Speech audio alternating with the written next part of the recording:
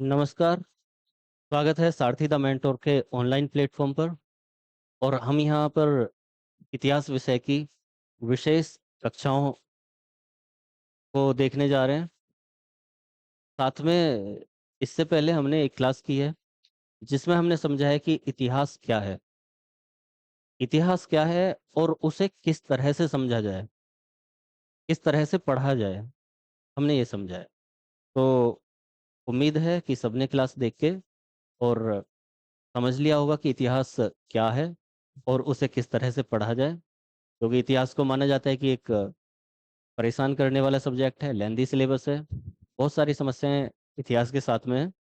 तो आप लोगों ने वो क्लास देख के समझा होगा कि इतिहास को कैसे पढ़ें। ठीक है।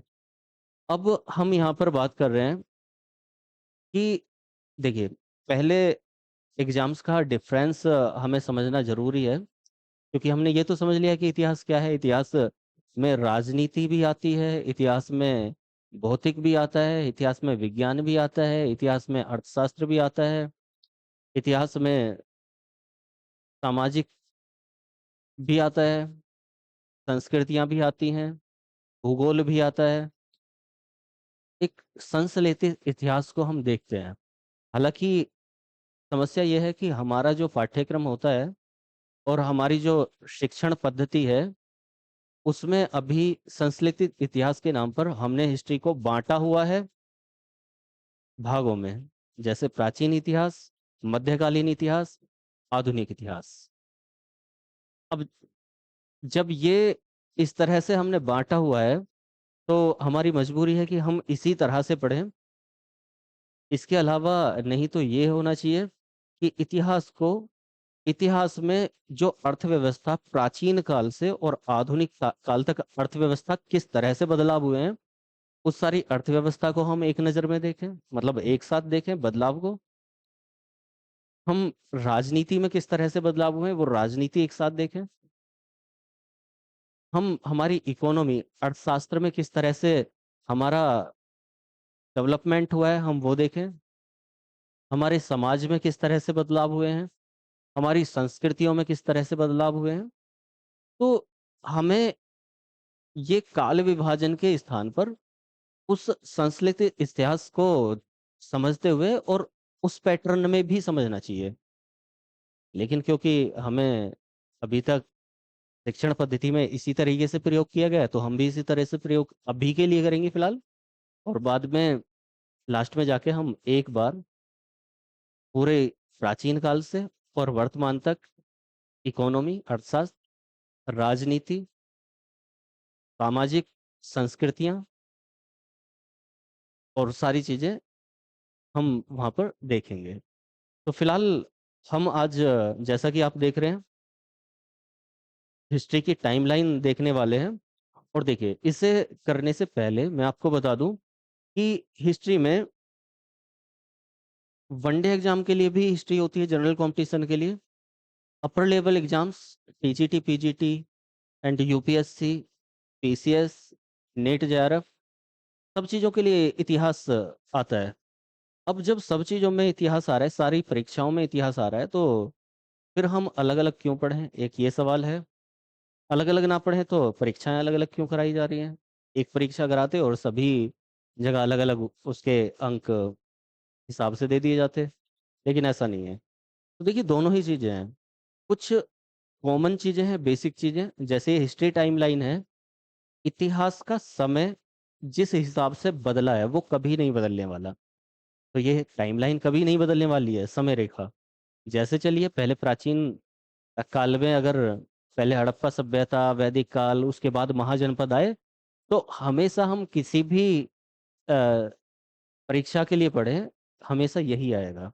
तो कुछ कॉमन चीजें हैं जो हमें कॉमन ही पढ़नी होती हैं। और क्योंकि परीक्षाओं का अंतर आप सभी को पता होगा कि वनडे एग्जाम्स में कॉमन चीजें पूछ ली जाती हैं, और जैसे यूपीएससी और पीसीएस का डिफरेंस शायद पता होना ही चाहिए आपको। अब बाकी जैसे जैसे हम आप प्रीवियस ईयर करेंगे और हम क्वेश्चंस देखेंगे तो आप लोगों को समझ में आएगा कि हाँ, ये अंतर है। क्या?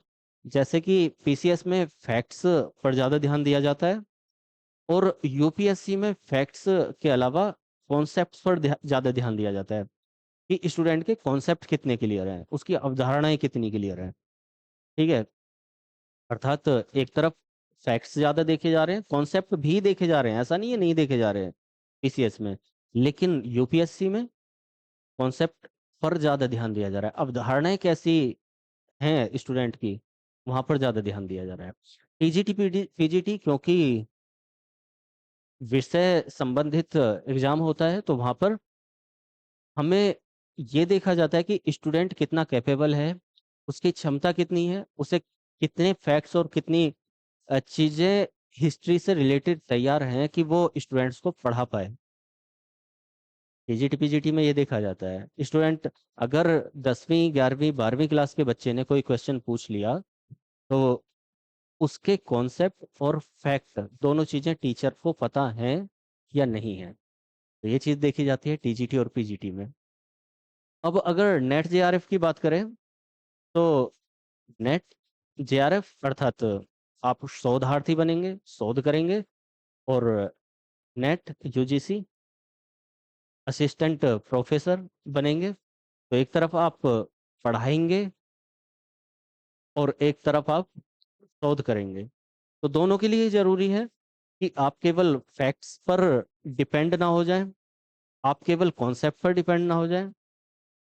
अब आपको एक रिसर्च डेवलप करनी है अपने अंदर, और वो रिसर्च क्या, कि ये क्या था, क्यों था और कैसे था। हिस्ट्री में एक सोच डेवलप करनी है, अवधारणाओं के साथ उनको एक समझ बनानी है। तो इन एग्जाम्स में देखा जाता है कि स्टूडेंट्स की सब्जेक्ट को लेके समझ कैसी है, वो शोध कर पाने के कैपेबल है नहीं है, वो उसमें केवल जो फैक्ट पुरानी किताबों में और पुराने लेखकों के द्वारा या इतिहासकारों के द्वारा दिए गए हैं, केवल उन पे डिपेंड है, या फिर अपनी तरफ से उसकी कुछ समझ बनी हुई है, यहाँ पर ये देखा जाता है। तो आई थिंक कि संक्षेप में मैंने ये चीज़ें क्लियर कर दी हैं।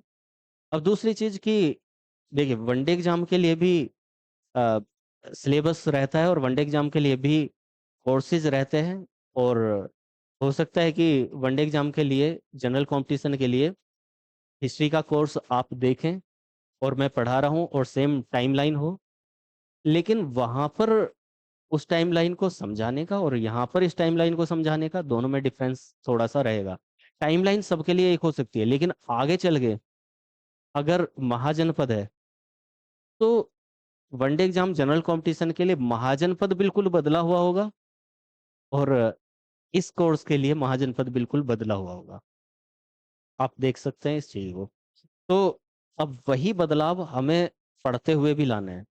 तो सबसे पहले, अगर आपने ये क्लास नहीं देखी है कि इतिहास क्या है और उसको कैसे समझें, तो आप उसे जरूर देख लीजिएगा, क्योंकि अब दोबारा से मैं वो बातें नहीं करना चाहता कि हिस्ट्री में डिफरेंसेस जरूरी हैं, कि किस तरह से क्या बदलाव आया। हम हिस्ट्री कर ही क्या रहे हैं, हम हिस्ट्री में ये देख रहे हैं कि प्राचीन काल से और वर्तमान काल तक क्या बदलाव आया है, और उन बदलावों के आधार पर हमारा भविष्य क्या होगा। ठीक, हम इसलिए हिस्ट्री को पढ़ रहे हैं, देख रहे हैं, समझ रहे हैं, क्या सब कुछ। ठीक है, तो फिलहाल अपनी ये टाइमलाइन देखते हैं, और इस टाइमलाइन के अनुसार थोड़ा सा शिक्षण अपनी क्लासेस करने का प्रयत्न करेंगे। तो फिलहाल क्या देखिए, एक तो एक सबसे पहला ये भी हम क्लियर कर लेते हैं कि काफ़ी सारे स्टूडेंट्स की एक परेशानी होती है कि क्लास जब 2.5 2.5 3 3 घंटे की हो जाती हैं, 2 2 घंटे की हो जाती हैं, तो एक बोरियत आने लगती है। अब वो क्लास नहीं हो पाती हैं, क्लास छोड़ देते हैं बीच में, या फिर स्पीड बहुत तेजी से करके 2x पर करके या 1.5x करके और उस क्लास को देखते हैं, जिससे पढ़ेंगे, लेकिन जो हम हमें अपना अपना माइंड डेवलप करना है हिस्ट्री को लेकर, वो नहीं कर पाएंगे। तो इसके लिए मैंने सोचा है कि क्लास को कोशिश करेंगे हम, कि अगर एक क्लास हमारी 2 घंटे की होती है या 2.5 घंटे की होती है, जो होती ही है इन एग्जाम्स के लिए, 2 2.5 घंटे की क्लास है, तो उसको कोशिश करेंगे कि 2 भागों में तोड़ लें, और 2 भागों में करके 1-1 घंटे की 2 क्लास कर लें। एक मॉर्निंग में देखें, एक आफ्टरनून में देख लें, या जब भी हमें टाइम है दिन में। दोनों क्लासेस करनी एक ही दिन में है, लेकिन हम उनको 2 पार्ट्स में कर लें अगर ज़्यादा लंबी क्लास हो रही है, जिससे कि वो बोरियत ना हो और क्लास को हम बीच में ना छोड़ दें। ठीक है, क्योंकि हमें कवर भी सब कुछ करना है टॉपिक्स में, तो ये हमें कुछ सोचना पड़ेगा उसके लिए। ठीक है, चलिए चलते हैं। तो सबसे पहले हिस्ट्री क्या है ये हमने समझ लिया है। हिस्ट्री को हम कैसे समझेंगे वो भी हमने समझ लिया है। अब ये आज हिस्ट्री की टाइमलाइन है, मतलब पूरा प्राचीन काल से लेकर और आगे तक का, आधुनिक तक का इतिहास है, हमें ये समझना है। अब इसको समझने के लिए हमें एक चीज ध्यान रखनी है, इसको मैंने वही अपने पद्धति के अनुसार प्राचीन भारत, मध्यकालीन भारत और आधुनिक भारत में तोड़ लिया है। हम कोशिश करेंगे कि एक बेसिक समझ यहाँ पर देख लें और उसके बाद हम आगे चलें, तो एक एक करके पहले बेसिक कॉन्सेप्ट क्लियर कर लें और उसके बाद डीप कॉन्सेप्ट पर जाएं। ठीक है, तो देखिए, सबसे पहले हम ये समझते हैं कि इतिहास है क्या।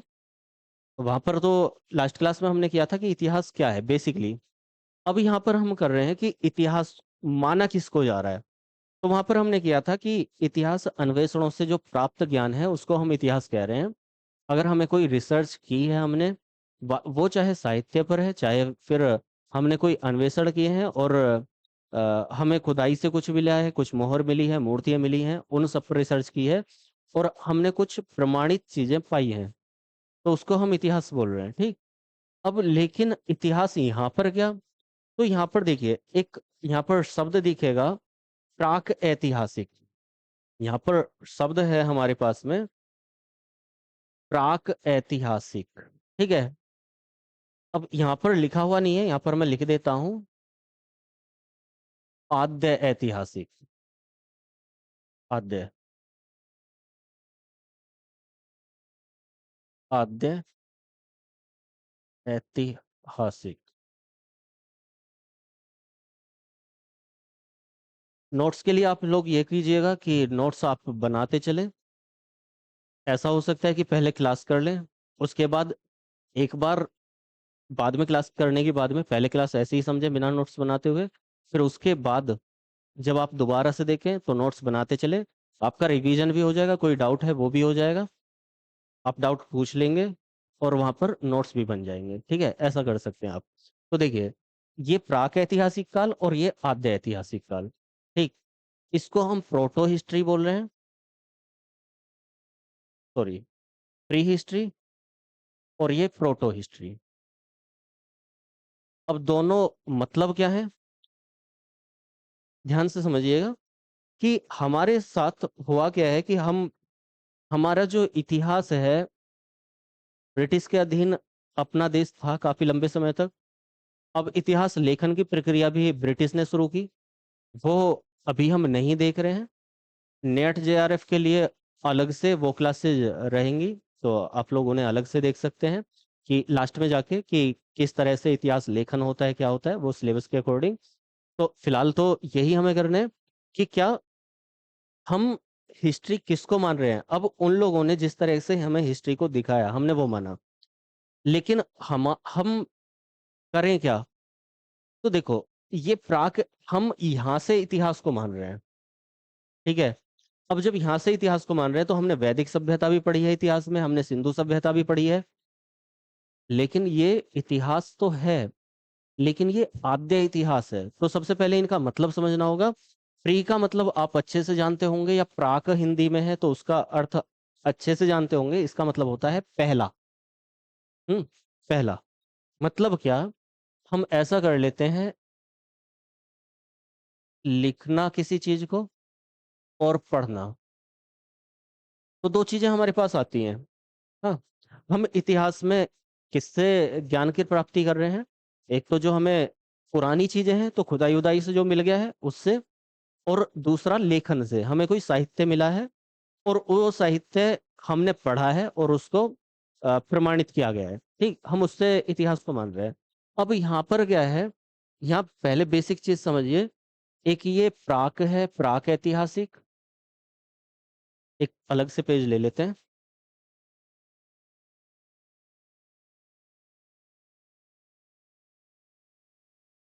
यहाँ पर चलिए, ये एक लिखा गया और दूसरा पढ़ा गया। ठीक है। अब यहाँ पर एक है प्राक ऐतिहासिक, एक आद्य ऐतिहासिक और एक ऐतिहासिक। ऐतिहासिक, ठीक है। अब ये क्या है, एक चीज है जिसको ना तो लिखा गया है, जब लिखा नहीं गया तो उसको पढ़ा कैसे जाएगा। ठीक है। प्राक ऐतिहासिक का मतलब जिसको ना तो लिखा गया और ना पढ़ा गया, ऐसी चीजें।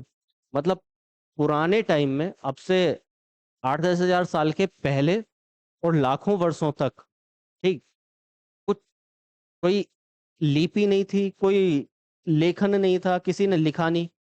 मतलब उस समय पर उन लोगों ने कुछ भी लिखा नहीं, और जब उन लोगों ने लिखा नहीं तो हम उसको पढ़े कैसे। तो उसको रखा हमने प्री हिस्ट्री में। मतलब देखो, हम शुरुआत से, आपने इतना तो पता ही होगा कि इंसान पत्थरों के बीच में सबसे पहले रहता था, जिसको पाषाण काल कहा गया था, है ना। अब जब उसको पाषाण काल कहा गया और पत्थरों के बीच में रह रहा है, तो रह तो रहा है ना, हम उस चीज से नकार नहीं सकते कि पत्थरों के बीच में इंसान रहा। उसने इस तरह से डेवलपमेंट किया। इतिहास बंदर से इंसान बन रहा है, उसने इस तरह से डेवलपमेंट किया, उसको हम नकार नहीं सकते। लेकिन हम ये भी तो नहीं कह सकते कि वो हमारा इतिहास है, क्योंकि इतिहास क्या है। इतिहास में हम पढ़ क्या रहे हैं। इतिहास में हम पढ़ रहे हैं कि हम अब से पहले के समय में जो महत्वपूर्ण चीजें हैं, महत्वपूर्ण घटनाएं हैं, जिनसे कुछ आगे आने वाले समय में बदलाव हुए हैं, और उन बदलावों से हम भविष्य के लिए समझेंगे। ठीक, वो इतिहास है। तो वो जो प्राचीन काल में या फिर पाषाण काल में हम मानव था, हम उसको नकार नहीं रहे हैं, वो था। लेकिन क्योंकि किस तरह से उसने जीवन जिया, क्या किया, वो लिखित रूप में हमारे पास नहीं है। तो हमने उसको क्या किया कि हिस्ट्री से, इतिहास से पहले का समय बोल दिया कि वो था तो सही, लेकिन हम उसको इतिहास से, इतिहास नहीं मान रहे, इतिहास से पहले का समय मान रहे। ठीक। तो ये क्या, हम उसको स्वीकार कर रहे हैं, लेकिन उसको पढ़ा नहीं गया, लिखा नहीं गया, तो उसको बोला हमने प्राक इतिहास। जिसको हम मिला के शब्दों को प्राग ऐतिहासिक बोल देते हैं, संधि करके। तो प्राग ऐतिहासिक काल ध्यान रखेंगे, जिसको लिखा नहीं गया और पढ़ा नहीं गया। अब चलते हैं आद्य ऐतिहासिक काल, जिसको लिखा तो गया है लेकिन पढ़ा नहीं गया, है ना। मतलब क्या, अब देखो इन लोगों ने क्या करा, गुफाओं में रहे, चित्र वगैरह बनाए, चित्र बना के क्या किया, अ, यहाँ पर चित्रों से समझ पैदा की, लेकिन लेखन नहीं था। यहाँ पर क्या था, आद्य ऐतिहासिक काल, जैसे सिंधु घाटी सभ्यता के बारे में पता होगा कि इन लोगों ने अपनी लिपि लिखी, है ना। अपनी लिपि का मतलब कुछ चित्रात्मक लिपि लिखी इस तरीके से। अब देखो, ये इससे पता चल रहा होगा, मैंने पहले भी बताया है, इससे पता चल रहा होगा कि एक आदमी है, उसने हाथ में कुछ डंडा टाइप का लिया हुआ है ना। इस तरह के चित्र इन्होंने बनाए। हाँ। और उनसे, मतलब ये तो मैंने अपनी तरफ से बता दिया, इसको बोलते हैं चित्रात्मक लिपि। अब अपनी तरफ से उनके कुछ अक्षर थे, वो उन लोगों ने बनाए, लेकिन उसको क्या है, हम पढ़ नहीं पाए, क्योंकि वो उस समय के थे, उन्होंने अपने हिसाब से बनाए। वो सभ्यता लुप्त हो गई, संस्कृति लुप्त हो गई, वो लिपि लुप्त हो गई और लिपि बदल गई। ठीक। तो इसे हम समझ नहीं पाए कि इन्होंने लिखा क्या था। और जब समझ ही नहीं पाए, तो इसको हम इतिहास में कैसे दर्ज कर दें। भाई इतिहास में तो हम उसे दर्ज करेंगे ना जिसे हम समझ पा रहे हैं, और समझ के हम बता रहे हैं कि इन लोगों ने लिखा क्या, किया क्या, क्या कैसे रहे। तो इसको हम पूर्ण इतिहास की कैटेगरी में नहीं डालते। इसको हम क्या कर लेते हैं, इसको मान लेते हैं कि ये आद्य इतिहास था। आद्य इतिहास का मतलब इतिहास का मतलब होता है आदि। आदि। और आदि का अर्थ होता है प्रारंभ। प्रारंभ, ठीक है।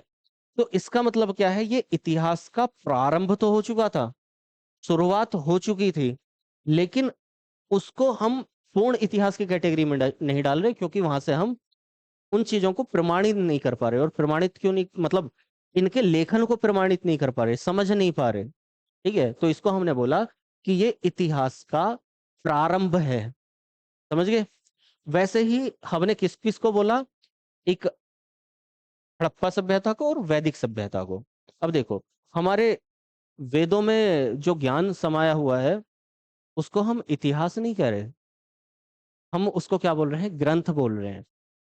समझ गए होगे आप इतनी सी बात से, कि हम अगर ऋग्वेद है, यजुर्वेद है, सामवेद है, अथर्ववेद है, पुराण है, ठीक है, तो हम उन पुराणों को, हम ऋग्वेद को, यजुर्वेद को हम इतिहास की किताबें नहीं बोल रहे, हालांकि उन्होंने लिखा है, हमने उसको समझा भी है। अब देखो, समझा, यहाँ पढ़ने से मतलब है, पढ़ने से मतलब समझना, समझना, ठीक है। तो हम उसको समझ समझ भी रहे हैं, लेकिन हम उसको क्या कर रहे हैं, हम उसको इतिहास के तौर पर प्रमाण नहीं मान रहे, ठीक है। हम उसको क्या बोल रहे हैं, हम उसको बोल रहे हैं कि वो ग्रंथ हैं हमारे, वो धार्मिक ग्रंथ हैं, हम उनको इतिहास की किताबें नहीं मान रहे। समझ गए होगे? तो जहां हम उनको इतिहास की किताब न मानकर ग्रंथ बोल रहे हैं, एक तो वो चीज, और दूसरी क्या चीज, कि या तो केवल लिखा गया है और उसको पढ़ा नहीं गया, या समझा नहीं गया, या प्रमाणित नहीं किया गया, तो उसको हम डाल रहे हैं किसमें, आदि इतिहास में। यानी कि इतिहास की शुरुआत हो चुकी है, लेकिन सही तरीके से इतिहास नहीं है वो, ठीक। तो ये हो गया। अब क्या है, जब वंश बदलने लगेंगे, हम ये देखने लगेंगे कि कुछ चीजें लिखी भी गई हैं, पढ़ी भी गई हैं, प्रमाणित भी किया गया है, ठीक, सारी चीजें जब हमने स्वीकार कर ली, तो हम उसको धर्म के रूप में ना देखकर इतिहास के रूप में देख रहे हैं, तो इसको बोलेंगे हम ऐतिहासिक घटनाएं, अगर यहाँ के बाद में कुछ हो रहा है। समझ गए? हालांकि यहाँ भी हो रहा है, जैसे एक दशराग्य युद्ध आएगा तो एक घटना हो रही है, ठीक, लेकिन वो आद्य ऐतिहासिक घटना है। अब समझ गए होगे? चलिए, तो फिलहाल ये, अब एक मिनट,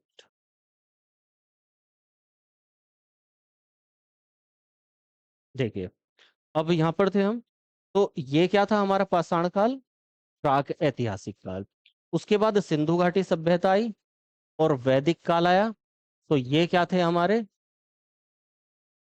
ये थे हमारे आद्य ऐतिहासिक काल, ठीक है। और उसके बाद में इतिहास। समझ गए? अब इसके बाद हम प्राचीन काल में थोड़ा सा ये देख लेते हैं कि किस तरीके से ये टाइमलाइन चली है। एक नज़र में आपको पूरी टाइमलाइन आधुनिक काल तक की दिखा देता हूँ, और उसके बाद हम प्राचीन काल की टाइमलाइन को मुख्य रूप से देखेंगे, क्योंकि पहले हम प्राचीन काल को शुरू करेंगे इतिहास में, और फिर उसके बाद मध्यकालीन की टाइमलाइन। जब मध्यकाल में आएंगे हम, मतलब मध्यकालीन इतिहास करेंगे, तब देखेंगे एक पूरी टाइमलाइन को डिटेल में, और फिर एक आधुनिक इतिहास की टाइमलाइन आधुनिक इतिहास के समय पर। ठीक है, तो सबसे पहले हम इसे देख लेते हैं कि ये एक बार मैं पूरी टाइमलाइन दिखा देता हूँ। ये पहली है, ये उसके बाद प्राचीन काल चल रहा है, गुप्तोत्तर काल तक, ठीक है। उसके बाद यहाँ से पूर्व मध्य काल, यहाँ हर्षवर्धन और ये सब विदेशी आक्रमण हो रहे हैं, तो ये पूर्व मध्य का काल है, ठीक। उसके बाद क्या हो रहा है यहाँ पर, ये मध्यकाल, उत्तर मध्यकाल और आधुनिक काल, यहीं से मध्यकालीन भारत को हम जानते हैं, ये और यहाँ तक, ठीक। अब यहाँ पर बड़ा कंफ्यूजन होता है, देखो ये आप देखेंगे यहाँ, तो देखो यहाँ पर ये लोग और ये लोग आपस में लड़ाई कर रहे हैं, बहुत सारी चीजें ऐसी मिलेंगी। तो मध्यकाल में ये लोग भी आ रहे हैं, मतलब लड़ाई कर रहे हैं, लेकिन हमारे जो पढ़ने का स्वरूप है वो मध्यकाल यहाँ से शुरू हो रहा है, तो इस चीज में कंफ्यूजन नहीं करना। इसीलिए मैंने बताया था कि उसको हम संश्लेषित इतिहास के रूप में पढ़ना चाहिए। चलो फिलहाल ऐसे देख लेते हैं। तो ये हम आधुनिक काल तक जा रहे हैं, लेकिन अभी हम क्या करते हैं, प्राचीन काल को थोड़ा सा इसकी एक बेसिक समझ बना लेते हैं कि ये बदलाव हुए हैं तो क्यों हुए हैं। फिर अगली कक्षाओं में हम एक एक को लेके चलेंगे, ठीक है। तो देखिए, यहाँ पर ये पाषाण पाषाण काल है, और ये पाषाण काल क्या है, कि पाषाण का अर्थ आपको पता ही है, पत्थर, पत्थर। इसका अर्थ यह है कि जहां सब कुछ पत्थर है, इसका मतलब यह है कि जब इंसान पत्थरों के बीच में रह रहा है, उसका आवास पत्थर है और कुछ है ही नहीं, और आवास से पहले भी जब उसका आवास ही नहीं है, तो यहाँ पर पत्थरों का उसने प्रयोग किया है रहने के लिए, शिकार करने के लिए, अपने कामकाज के लिए, आग आग बनाने के लिए, मतलब सब चीजों में पत्थर का प्रयोग करता जा रहा है। ठीक है। जैसे मतलब अगर बात करें तो यूपी वालों को कहते हैं आलू। यूपी और बिहार और दिल्ली, हरियाणा, मतलब आलू का मतलब आलू पराठा, आलू गोभी, आलू टमाटर, मतलब हर चीज में आलू खाने के लिए। तो वैसे ही ये क्या कर रहा है, हर जगह पत्थर खाने के लिए नहीं, हर जगह पत्थर का प्रयोग कर रहा है। कैसे? पत्थरों में रह रहा है, पत्थरों से शिकार कर रहा है, आग उत्पन्न पत्थरों से कर रहा है। ठीक। तो अभी चले समझ लेते हैं इसे। तो इसमें हमने तीन कैटेगरी इसमें बांटी हुई है, पुरापाषाण काल, मध्यपाषाण काल और नवपाषाण काल। ठीक है। आप लोग एक चीज ध्यान रखें, अभी मध्यकालीन भारत भी आएगा और अन्य जगह भी मध्यकाल आएगा। मतलब मध्य में जो चीज होगी उसको ध्यान रखें, वो एक संक्रमण काल होता है, इस बात को आप विशेष से ध्यान रखें। दो ही चीजें होती हैं, एक पुराना और एक नया। इनके बीच का जो बदलाव हो रहा है वो मध्य है। ठीक है, इस बात को आपको ध्यान रखना है। ये जगह जगह आएगा, तो इसलिए याद रखना है। तो अब है क्या, यहाँ से इंसान की शुरुआत हो रही है, इंसान बंदर से और इंसान बन रहा है। तो ये पुरापाषाण काल है, जब इंसान, उसके पास रहने के लिए कुछ नहीं है, घर नहीं है, परिवार नहीं है, ठीक है, कपड़े नहीं है, मतलब कुछ भी नहीं है, बेसिक बेसिक नीड्स जो हमारी होती हैं। तो वो कहाँ रहेगा? जंगल में रहेगा। जंगल में कहाँ रहेगा? रहने के लिए उसको बारिश पड़ रही है, धूप हो रही है, तो वो क्या है, पत्थर के अंदर जो गुफाएं हैं, चट्टानों के अंदर जो गुफाएं हैं, उनमें अंदर घुस जा रहा है, जिससे बारिश से, पानी से और धूप से बच सके, और साथ में क्या कर सके, जंगली जानवरों से बच सके। ठीक है। तो यहाँ पर रह रहा है, उसका काम केवल क्या है? केवल खाना और सो जाना और घूमना। ठीक, ये काम है। मतलब कैसे? देखो, आदमी कुछ ना पहने चल जाएगा उस समय पर, अभी नहीं, उस समय पर। अगर जंगल में रह रहा है, कुछ ना पहने चल जाएगा। जंगल में रह रहा है, उसको घर नहीं मिला, चल जाएगा। जंगल में रह रहा है, उसने परिवार नहीं बनाया, चल जाएगा। लेकिन जंगल में रह रहा है या कहीं भी रह रहा है, खाने के बिना नहीं चल सकता। यानी कि उसकी सोच, सबसे इंसान की जो सबसे पहली बेसिक नीड है, अभी भी वर्तमान में भी, वो है हमारा खाना। अगर हमने भोजन नहीं किया तो हम, शरीर क्षीण होता चला जाएगा और हम मृत्यु की तरफ बढ़ते चले जाएंगे। तो ये सबसे पहले एहसास हुआ। अ, एहसास पहले से ही जानवरों को भी एहसास रहता है, उसी के लिए इंसान ने काम किया। क्या? कि उसको जो भी पकड़ में आया वो उसने खाया। फल मिला, फल खा लिया, जानवर मिला, जानवर खा लिया, कुछ भी मिल रहा है उसको खा लिया। जिसका स्वाद अच्छा लग रहा है उसको खा गया, जिसका स्वाद बेकार लग रहा है उसको फेंक दिया। कुछ चीजें खाने से उसको परेशानी हुई होगी, एलर्जी होगी, या फिर मर गया, तो दूसरा इंसान उसको देख रहा है, वो उस चीज को नहीं छुएगा, उसको बोल दिया गया जहर या ऐसी चीजें। ठीक। अब उसने ये चीजें देखनी चालू कर दी कि क्या चीज अच्छी है और क्या चीज बेकार है। अब साथ में उसको मांस उस समय पर अच्छा लगा, तो उसने क्या काम करा, शिकार करना चालू कर दिया। तो वो क्या कर रहा है, केवल शिकार कर रहा है, और क्या कर रहा है, गुफाओं में रह रहा है। ठीक। अब शिकार करने के लिए उसको जरूरत है किसकी? हथियार की। तो उसने पत्थर फेंक फेंक के शिकार किया, पत्थर मार मार के। इसलिए तो पाषाण काल है, इसलिए पत्थरों वाला काल है। पत्थर मार मार के शिकार किया, केवल आंखें तक, मतलब शिकारी है और केवल जंगलों में घूम रहा है, पहले, बहुत पहले, लाखों वर्ष पहले। उसके बाद धीरे धीरे क्या होता है, वो जो खाना खा रहा है, मतलब कुछ भी पेड़ से तोड़ के खाया, तो खाने के बाद, मान लिया अभी के लिए, इस सीजन के लिए उसने आम खाया, ठीक है, या लीची खाई है, या कुछ भी चीज खाई, और खा के जो बचा हुआ है उसके हाथ से छूट के गिर गया। अब उसको ये नहीं पता कि ये बीज है, गुठली है, क्या है, गिर गया, और वहां से एक पौधा बना। पौधा बनने के बाद क्या हुआ, उस पौधे पर कई सारे, अगर आम का बीज गिरा था, आम का गुठली गिरी थी, तो कई सारे आम उस पर लगे आए पौधे पर, लीची कई सारी लगे आई, कोई भी ऐसी चीज। तो एक बीज से गिरने से बहुत सारी चीजें, अब कहाँ दूर दूर तक जा रहा है अपने भोजन के लिए, और कहाँ जहां पे वो बैठा हुआ है वहां गिरा था, अपनी गुफा के पास में गिरा, और गिरने के बाद वहीं पर पौधा निकल आया। अब उसको समझ आया कि ये इतनी सारी जो चीजें हैं, मतलब इतने सारा, मैंने ये एक फेंका था और इतने सारे निकल आए, तो मैं क्यों इतनी दूर भटकूं? लाया, अपने आसपास आसपास गिरा लिए बीज, बहुत सारे बने, खा लिए। अब उसको धीरे धीरे समझ आने लगा कि ये भी किया जाएगा। उससे पहले क्या कर रहा है, वो अकेला पड़ रहा है, तो इंसान इंसान और साथ में एक दो जानवर रख रहा है, जैसे कुत्ता रख लिया। दोनों एक दूसरे की सेफ्टी कर रहे हैं। तो मेरी सेफ्टी कर, मैं तेरी सेफ्टी करूंगा। ऐसा भी किया। पत्थरों के बीच में रह रह के धीरे धीरे शिकार करने के लिए पत्थरों को पहना रहा है, हथियार बना रहा है। रगड़ने से चिंगारी निकली, और चिंगारी निकलते के साथ वहां सूखा पड़ा हुआ है जंगल में, गिर गई चिंगारी किसी पर या तिनके पर गिरी, वहां पर आग लग गई। आग लगने से डरा। डरने के बाद क्या हुआ, धीरे धीरे उसको आग जहां पर लगी वहां पर उसने कोई मांस खा के फेंका हुआ था, वो भुन गया।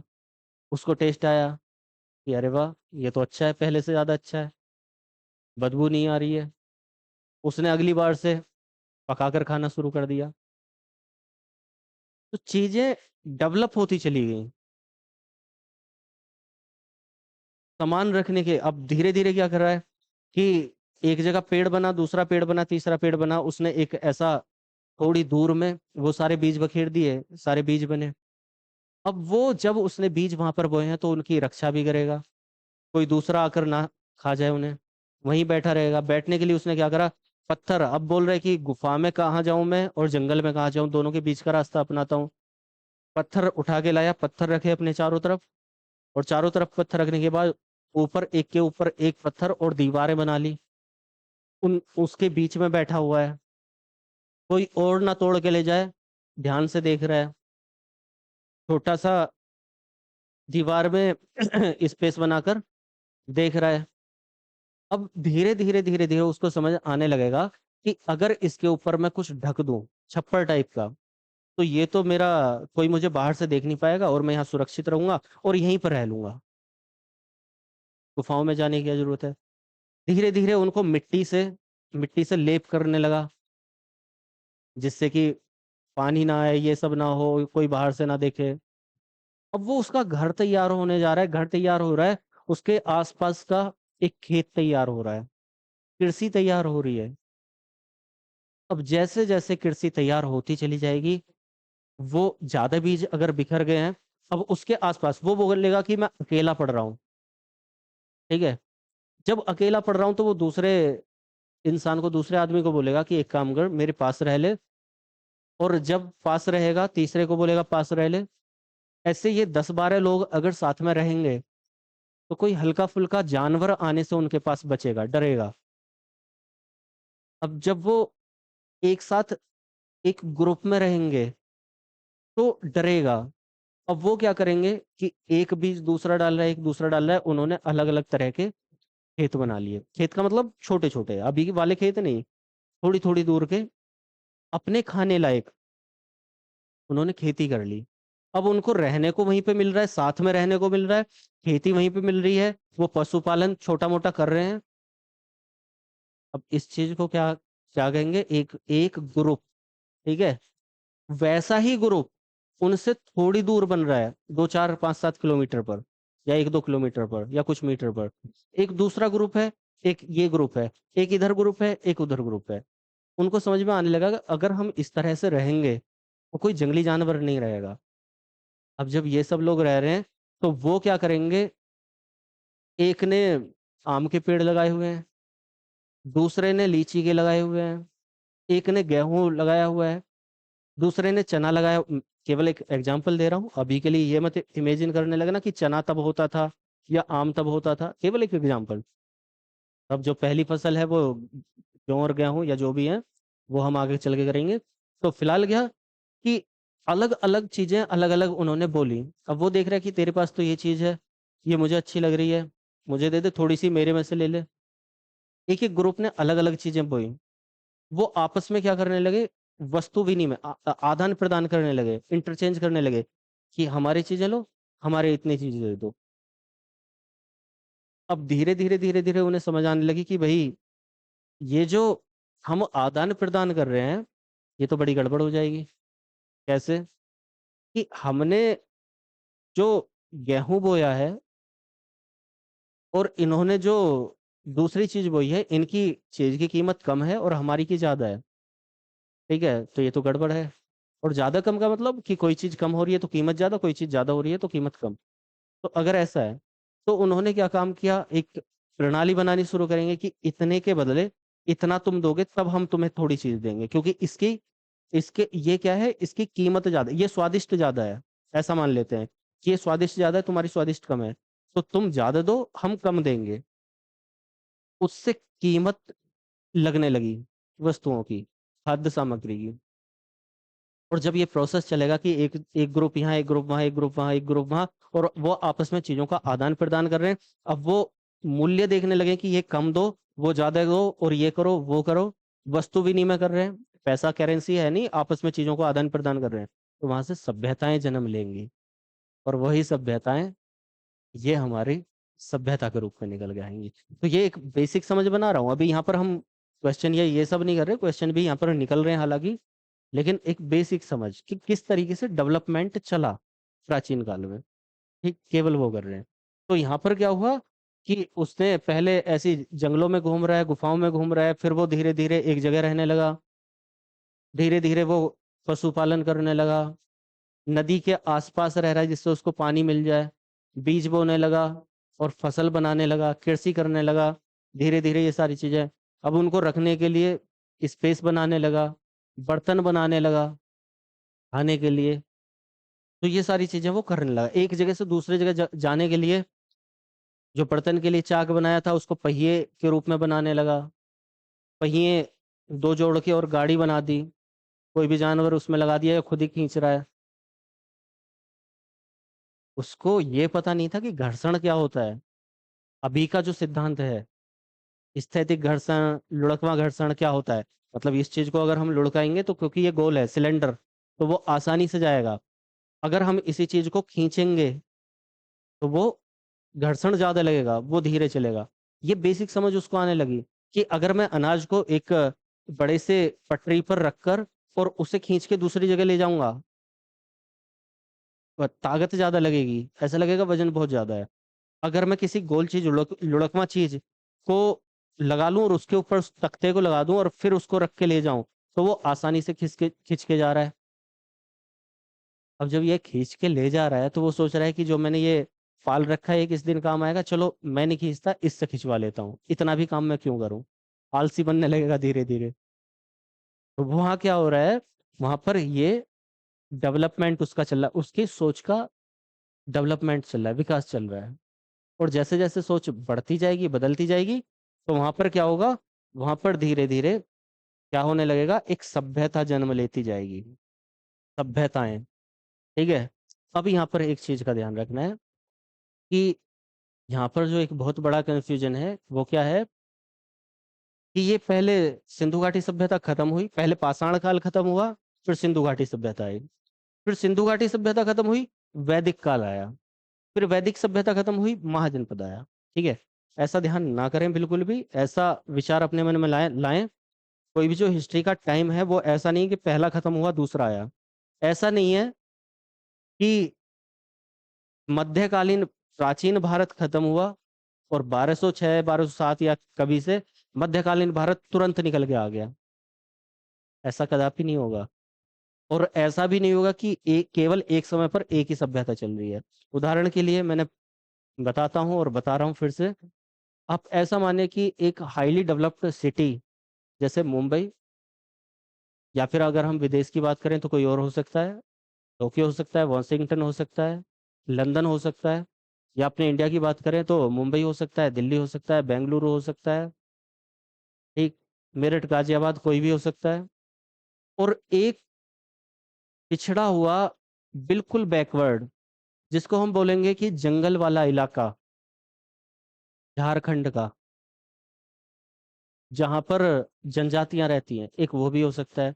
अब ऐसा तो नहीं कह सकते कि ये जो जनजाति वाले लोग हैं, ये जो जनजाति वाला इलाका है, उनका टाइम बहुत पीछे है, और ये जो हाईली डेवलप्ड सिटी हैं वो उनका टाइम बहुत आगे है। कि ये अभी इनके लिए जो चल रहा है, जो जनजातियां हैं या जो जंगल में, झारखंड के जंगलों में वो लोग रह रहे हैं, जो पेड़ के पत्ते वत्ते बांध के रह रहे हैं, तो ऐसा तो नहीं है कि वो लोग अभी 1500 या 1600 कुछ में जी रहे हैं, 16वीं शताब्दी में जी रहे हैं, या 12वीं शताब्दी में जी रहे हैं। ऐसा तो नहीं है, दोनों समकालीन है ना। लेकिन हम अप्रोच वहां पर लगा रहे हैं, वहां पर नहीं लगा रहे हैं। तो ध्यान ये रखना है कि एक समय पर जब ये पाषाण काल चल रहा है, तो सब जगह पत्थरों वाला समय चल रहा है, लेकिन उसमें से कुछ जगह वाले डेवलप्ड कर रहे हैं, डेवलप हो रहे हैं, तो वो डेवलप होकर एक सभ्यता बना रहे हैं। और ये जो डेवलपिंग चल रही है, ये जो डेवलप हो रहे हैं, ऐसा नहीं है कि ये खत्म हुआ तब या फिर यहाँ पर तो थोड़ी सी कंट्रोवर्सी है भी, आगे चल के मैं बताऊंगा कि ये खत्म हुआ तो ये है एक जगह, और दूसरी जगह कहीं ना कहीं ये लोग भी काम कर रहे हैं। ठीक है, इस बात को थोड़ा सा ध्यान रखना है। तो ऐसा नहीं कि एक जगह के लोग, एक जगह का टाइम खत्म होगा दूसरा चालू होगा, एक जगह के लोग खत्म हो जाएंगे फिर दूसरे लोग चालू होंगे, ऐसा नहीं होगा। ठीक है, तो यहाँ पर सभ्यता जन्म लिया, सभ्यताओं ने, सभ्यताएं धीरे धीरे धीरे धीरे क्या हुआ, सभ्यताओं में अपनी सभ्यता और संस्कृति चलने लगी। और किस तरीके से कि नगरीय पैटर्न चल रहा है, अलग अलग यहाँ पर रूप ले जाएंगे। कि इन्होंने क्या करा कि जब हम इस तरीके से रह ही रहे हैं, तो हम क्या करें, इस तरीके से कुछ कॉलोनी बना दें और यहाँ पर अपने घर बना लें, और सही तरीके से हम लोग रहें। तो इनको सभ्यता बोला गया। अब इनकी अपनी विशेषताएं थी। ठीक है, इन्होंने वस्तु विनिमय करना अच्छे तरीके से समझ लिया था, इन्होंने बात करना एक दूसरे से समझ लिया था।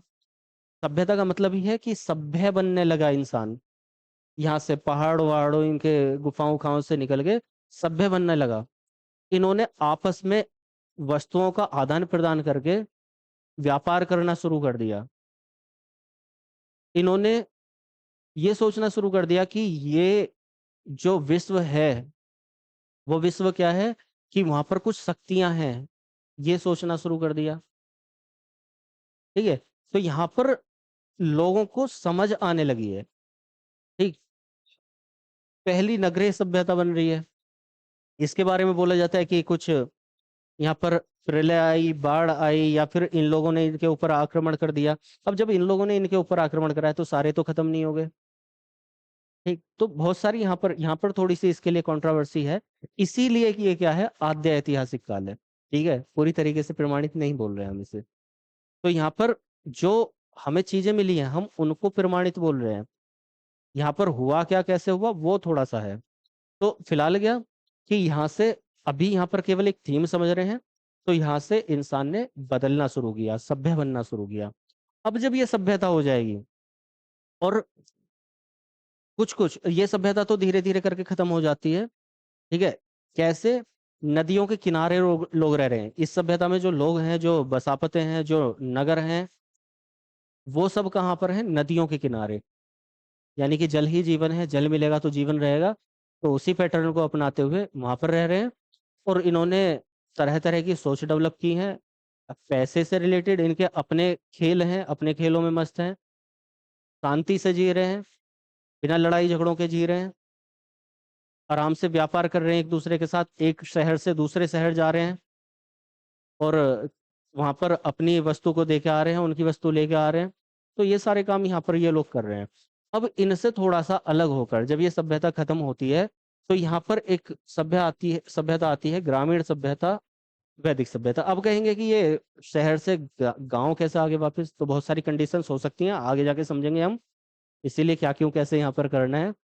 कैसे कि अभी जब कोविड हुआ था, कोविड-19 जब चला है, तो वहां से शहरों से लोग पलायन करके बहुत सारे लोग गांव में आके बस गए हैं। ठीक है, तो शहरी सभ्यता को नकार के और गांव में आके बसे हैं। तो यहाँ भी कुछ ना कुछ ऐसा रहा होगा। तो कुल मिला के ग्रामीण सभ्यता हो रही है। और यहाँ पर आकर एक बड़ा बदलाव आता है। अब देखो, यहाँ से एक चीज समझनी है, यहाँ पर ये अभी सब ईसवी पूर्व चल रहा है। ये अगर किसी को नहीं पता हो तो ये ध्यान रखना, एक जीरो है, जीरो से पहले BC या BCE या ईसवी पूर्व। ठीक है, और जीरो के बाद का समय AD या ईसवी। ठीक है, तो इसे याद रखना है कि ये हम जो अपना समय ले रहे हैं, वो हमारी संवत उस तरह से चली हुई है, क्योंकि तो हम नकार नहीं सकते।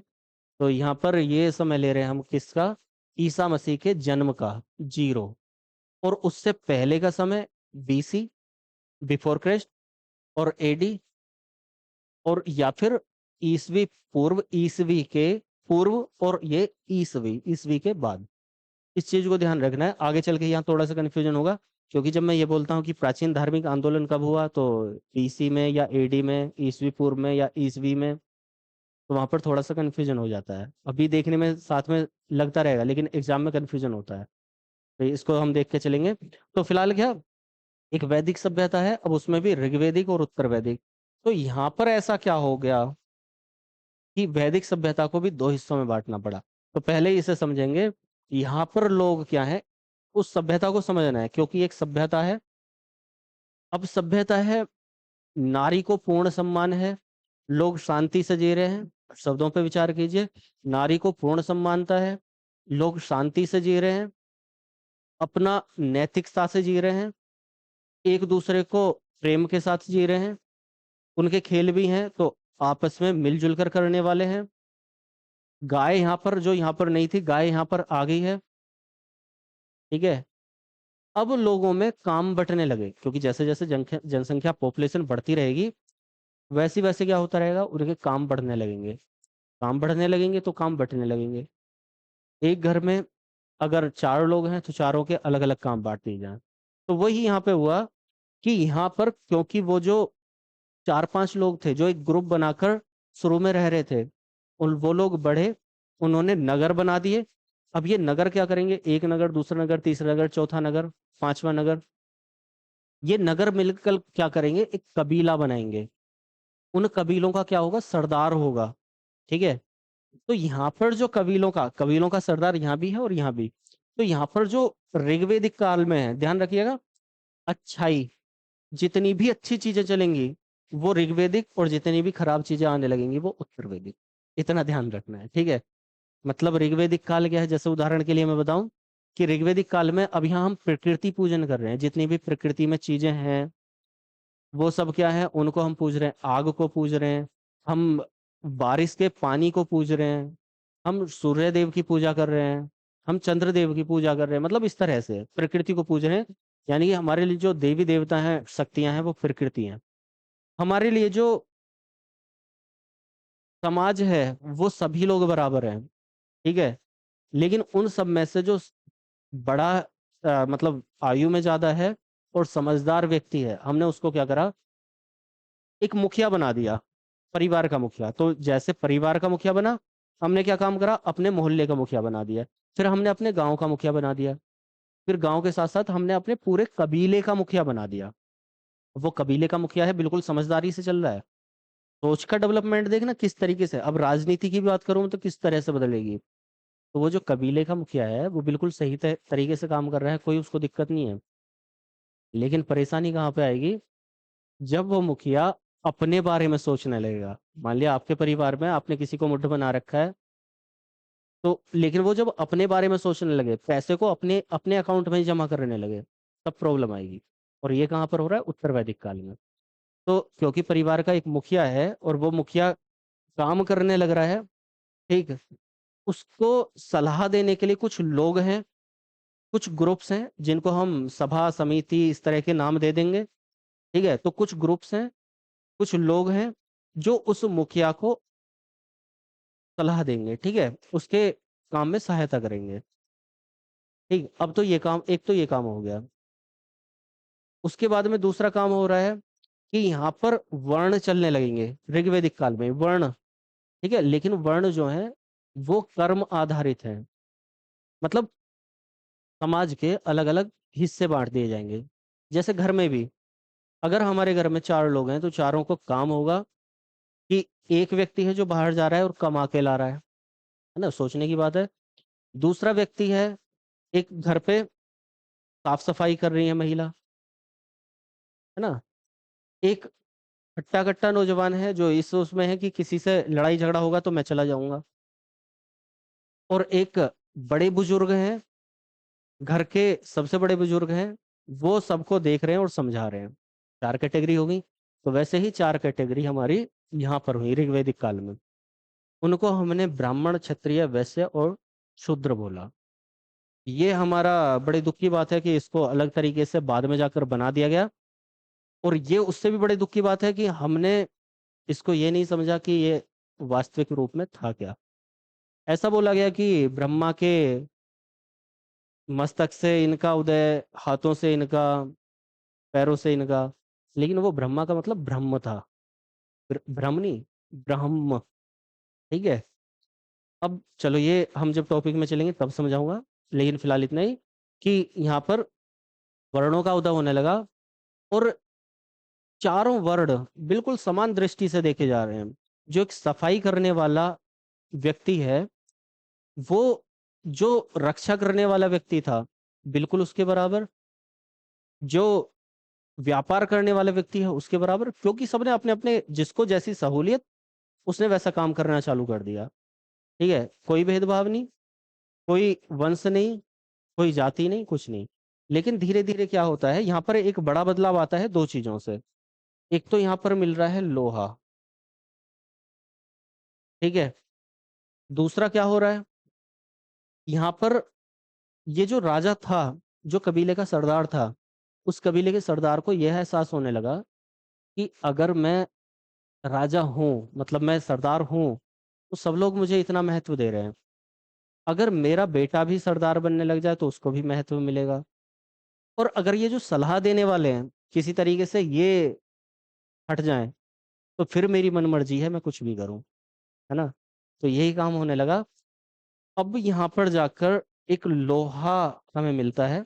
उस लोहे के मिलने से इतना बड़ा अंतर आया कि जो लड़ाई अगर किसी से हो भी रही है, तो में हो रही है, पेड़ से लकड़ी तोड़ी और लकड़ी से एक दूसरे को मार रहे हैं।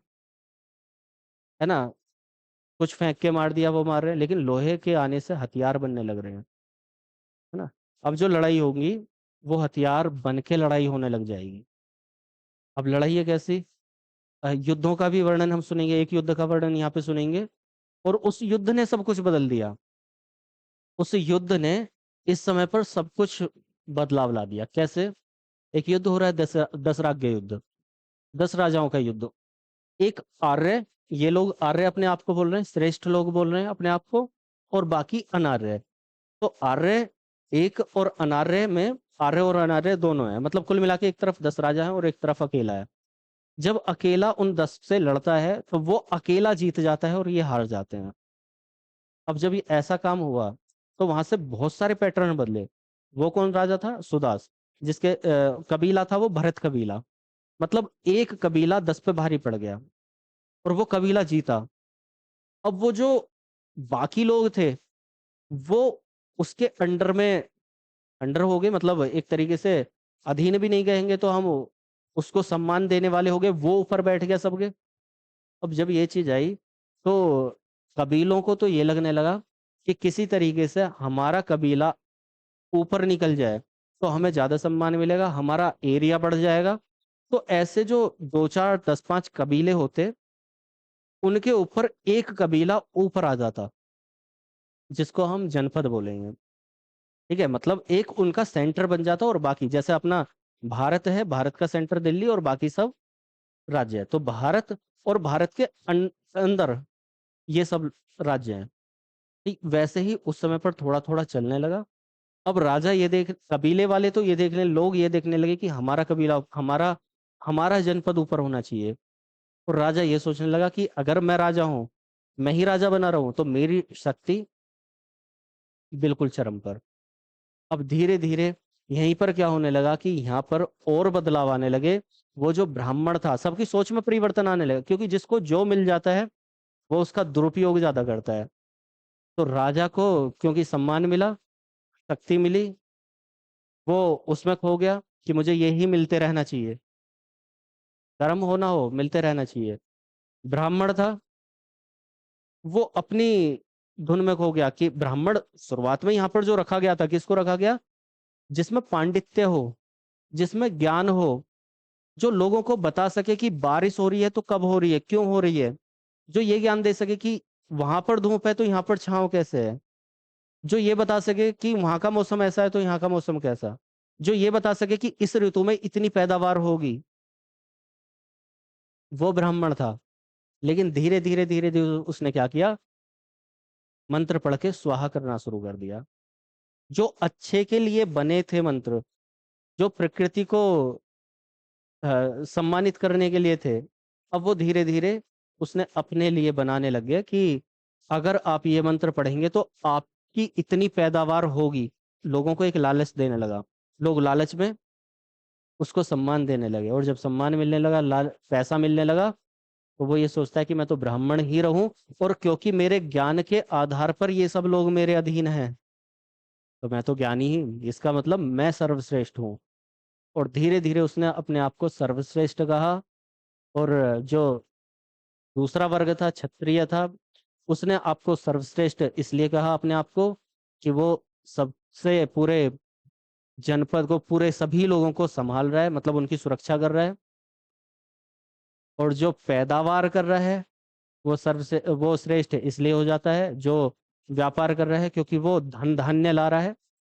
अब ब्राह्मण को धन चढ़ा रहा है इसलिए कि ज्यादा ज्यादा अच्छा व्यापार चले।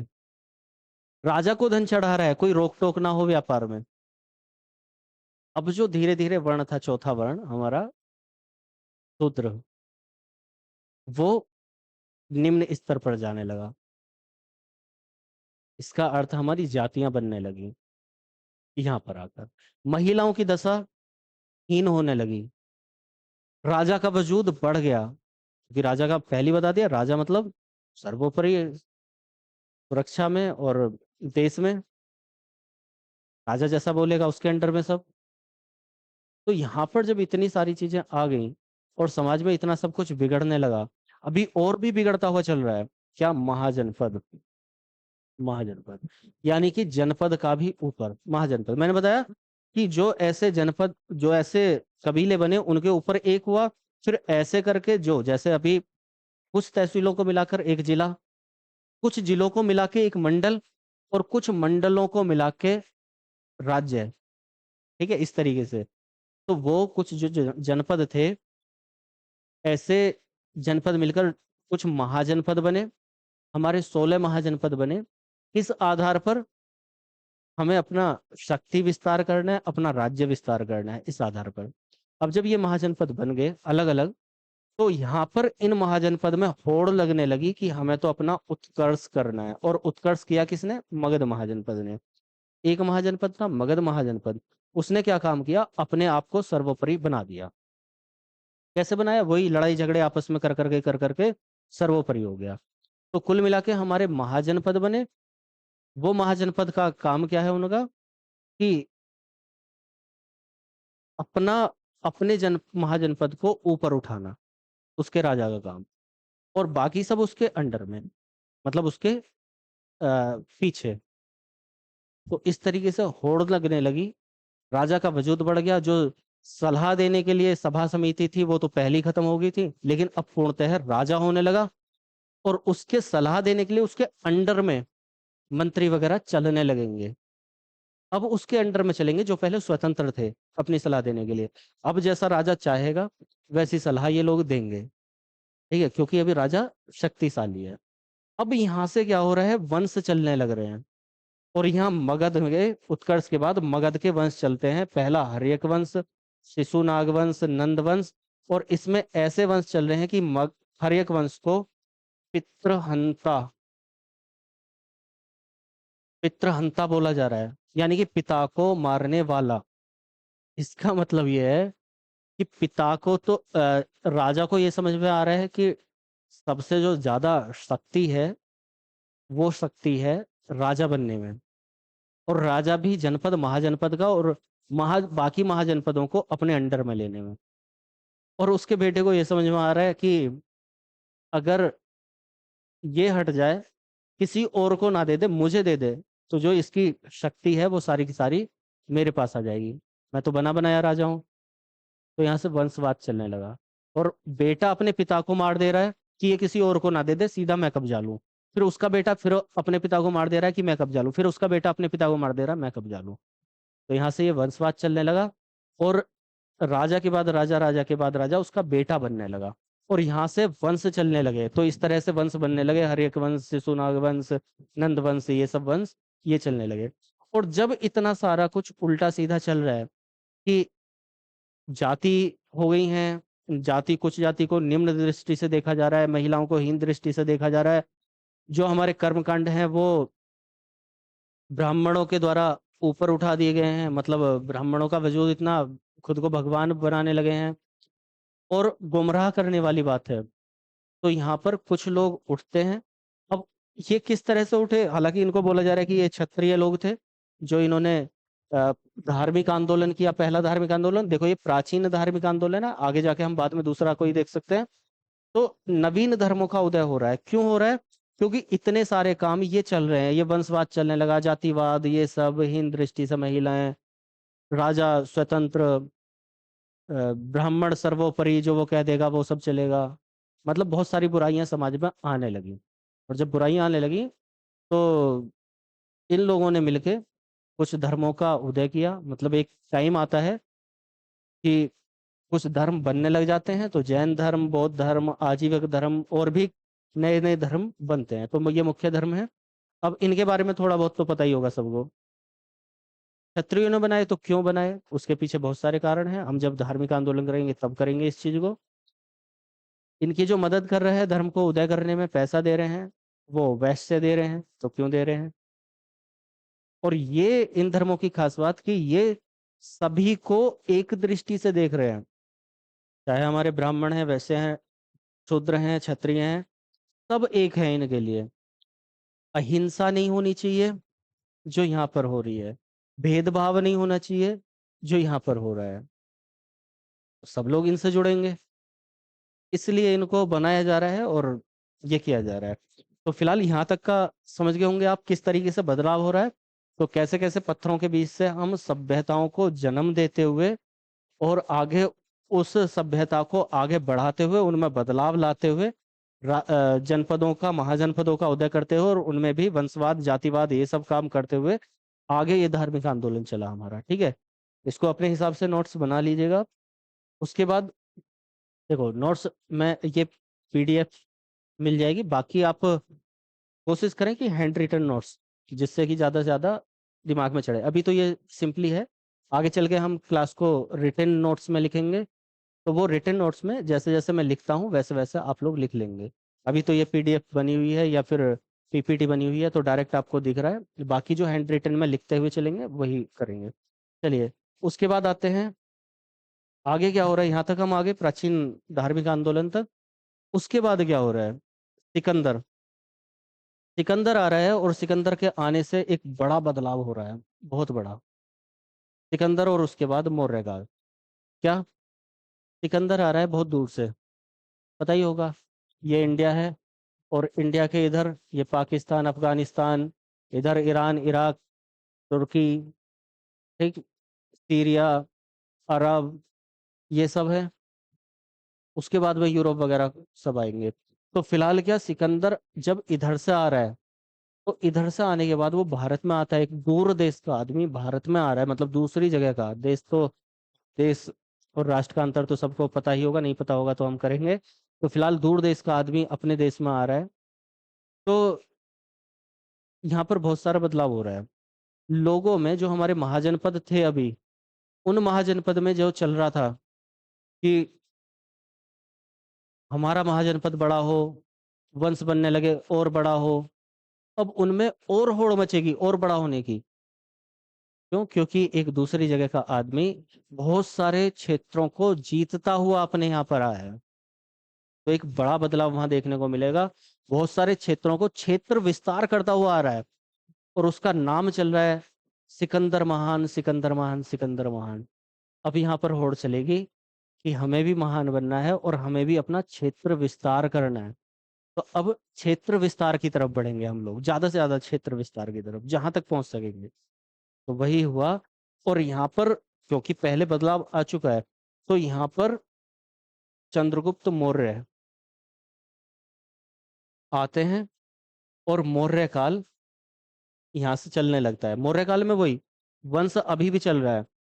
चंद्रगुप्त मौर्य, बिंदुसार, अशोक, कुणिक, दशरथ, ये सब लोग एक वंश में, मौर्य वंश में आएंगे। कौन बिठा रहा है इनको गद्दी पर? तो पता होगा सबको कि चाणक्य। अब इनको शूद्र भी कहा जाता है, शूद्र भी कहा जाता है, और इनको क्षत्रिय भी कहा जाता है। बहुत सारी बातें इनके बारे में बोली जाती हैं। तो फिलहाल क्या, एक सामान्य व्यक्ति गद्दी पर बैठाया जाता है, और वो क्या सोच रखता है कि अब मैं भी किसी तरह से अपना क्षेत्र विस्तार करूं, अपनी ताकत दिखाऊं। और ये ताकत केवल क्षत्रियों की नहीं, ब्राह्मणों की नहीं, वैश्यों की नहीं, ये शूद्रों की भी हो सकती है। यहाँ पर ये विचार दे रहा है। तो एक बड़ा बदलाव देखने को मिल रहा है। फिर उसके बाद क्या हो रहा है, धीरे धीरे ये मौर्योत्तर काल आ रहा है। मौर्योत्तर काल, और इसमें देसी और विदेशी वंश आ रहे हैं, कि ये देसी वंश और ये विदेशी वंश। तो इसका मतलब क्या है? देखो, यहाँ पर भी गुप्त काल है, यहाँ गुप्तोत्तर काल है। इनका मतलब क्या है? मौर्य काल, मौर्योत्तर काल, गुप्त काल, गुप्तोत्तर काल। तो इनका मतलब समझे, ये होता है हमारा केंद्रीयकरण। मौर्य काल और गुप्त काल है, मतलब जैसे एक सेंटर, सेंटर में एक राजा, केंद्र में एक राजा, और बहुत बड़ा क्षेत्र वो अलग अलग अलग अलग क्षेत्र में बटा हुआ, और सब उसके अधीन। ठीक है? जैसे भारत, भारत, और भारत केंद्र है, और अनेक राज्य उसमें सम्मिलित है। तो वैसे ही, तो जो शक्ति है वो किस में है? केंद्र में, है ना? प्रधानमंत्री में शक्ति है मुख्यमंत्री की अपेक्षा, प्रधानमंत्री में ज्यादा शक्ति है। राज्यपाल की अपेक्षा राष्ट्रपति में ज्यादा शक्ति है। उच्च न्यायालय की ज्यादा अपेक्षा सर्वोच्च न्यायालय में ज्यादा शक्ति है। तो वैसे ही यहाँ पर हो रहा है कि ये अभी हमारा केंद्रीकरण है, मौर्य काल, एक वंश, बड़ा क्षेत्र विस्तार, उस पर इनका अधिकार। ठीक है? वैसे ही गुप्त काल, एक क्षेत्र, बड़ा क्षेत्र, उस पर इनका अधिकार, बाकी सब इनके अधीन। लेकिन जैसे जैसे राजा कमजोर पड़ता चला जाएगा, क्योंकि अब तो लोकतंत्र है तो अब तो होना नहीं है, लेकिन जैसे जैसे राजा कमजोर होता चला जाएगा, इनके आगे के राजा, वैसे वैसे क्या होंगे, ये विकेंद्रीयकरण होने लग जाएगा। यानी कि मौर्योत्तर काल और गुप्तोत्तर काल, मतलब जो अलग अलग राजा हैं, वो अलग अलग राजा अपने क्षेत्र को अलग अलग बांट लेंगे, और वो बोलेंगे हमारा केंद्र से कोई मतलब, जैसे अभी मान लें ये बोल दिया जाए कि बंगाल में ममता बनर्जी ये बोल दें कि हमारा सेंटर से कोई मतलब नहीं है, भारत से, हम तो अलग करेंगे, अपने देश को अलग बनाएंगे। कश्मीर में ये बोल दिया जाए हम तो अलग बनाएंगे, इस तरह से। तो वो क्या होते चले जाएंगे? स्वतंत्र होते चले जाएंगे, क्योंकि राजा कमजोर पड़ रहा है। ठीक है? तो राजा का ताकतवर होना बहुत ज्यादा जरूरी है। तो राजा कमजोर पड़ रहा है, इसलिए ये विकेंद्रीकरण, और ये भी विकेंद्रीकरण। अब इस विकेंद्रीकरण में क्या होगा, कुछ विदेश से लोग आ जाएंगे, और वो भारत में ही भारतीय बनकर रहने लगेंगे। मतलब उस समय पर जो भी देश काल होगा, तो वो बन के रहने लगेंगे। ठीक? और कुछ लोग क्या करेंगे, कुछ लोग यहाँ पर देसी, अपने देसी ही रहेंगे, और जैसे उनमें से शुंग, कण्व, सातवाहन, ये सब लोग हो गए, तो वो इनमें से ही कुछ लोग अपने भारतीय रहेंगे, तो वो अपना क्षेत्र अलग कर लेंगे। समझ गए? अब फिर से क्या होगा, फिर से यहाँ दक्षिण भारत में, दक्षिण भारत के लिए मैं पहले ही बता दूं, क्योंकि दक्षिण भारत का हमें उतना ऐतिहासिक इतिहास नहीं मिलता है, इसलिए हम दक्षिण भारत को थोड़ा कम ही पढ़ते हैं। जहां जहां बहुत ज्यादा हमें इतिहास देखने को मिला है, मतलब इतिहास लेखन हमें मिला है, हमें चीजें मिली हैं, वहां पर इनको देखा जाता है। ठीक है? तो यहाँ पर ये दक्षिण भारत में भी पांड्य, चोल, चेर जैसे वंश चलने लग जाएंगे। ठीक है? उसके बाद क्या होगा, ये गुप्त काल आएगा, गुप्त काल में फिर से वही वंश चलने लग जाएगा। चंद्रगुप्त प्रथम, समुद्रगुप्त, चंद्रगुप्त द्वितीय, कुमारगुप्त, स्कंदगुप्त। अब देखो, इनके अलग अलग काम है। ये काम कर रहे हैं क्षेत्र विस्तार का, ये काम कर रहे हैं सोशल डेवलपमेंट का, ये काम कर रहे हैं आर्थिक, आर्थिक डेवलपमेंट का, इकोनॉमिकल डेवलपमेंट का, ये काम कर रहे हैं हमारा जो स्थापत्य होते हैं उनके डेवलपमेंट का, ये काम आर्थिक डेवलपमेंट का भी कर रहे हैं, इकोनॉमिकल डेवलपमेंट का। लेकिन साथ में ये क्या कर रहे हैं, ये जैसे विश्वविद्यालय हो गए वो सब बनवा रहे हैं, तो यहाँ पर उसके लिए भी काम कर रहे हैं। ठीक? तो यहाँ हो गए, ये भी वंश चल रहा है गुप्त काल में, ये सब लोग आ रहे हैं। अब इनके राजा फिर धीरे धीरे कमजोर पड़ते चले जाएंगे, आगे के राजा। जैसे ही ये कमजोर होंगे, फिर से गुप्तोत्तर काल हो, हम इसको बोलेंगे। जब राजा कमजोर हो गए, तो मतलब गुप्त कमजोर हुए, तो गुप्त के उत्तर, गुप्त के बाद वाला, तो इसमें से अब ये राजा एक साथ तो खत्म नहीं हो जाएंगे, इनका वंश तो चलेगा। तो वो वंश एक जगह, परवर्ती गुप्त, मतलब गुप्तों के बाद वाले जो गुप्त बचे, मतलब गुप्त काल के बाद वाले जो गुप्त बचे, उनको हमने बोला परवर्ती गुप्त।